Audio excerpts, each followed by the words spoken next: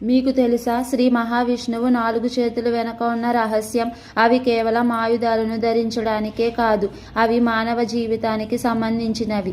మొదటిది సుదర్శన చక్రం. ఇది మనసులోని అజ్ఞానాన్ని నశింపజేసి ధర్మాన్ని రక్షించే చైతన్యానికి ప్రతీక.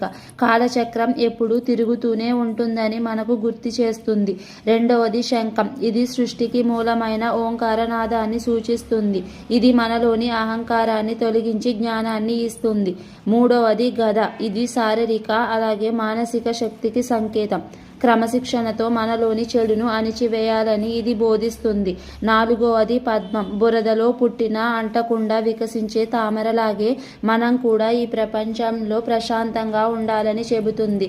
అంతేకాదు, ఈ 4 చేతులు మనకు ధర్మ, అర్థ, కామ, మోక్షాలను సూచిస్తాయి. అంటే సంపూర్ణమైన జీవితానికి 4 సమతుల్యంగా ఉండాలని విష్ణుతత్వం చెబుతోంది.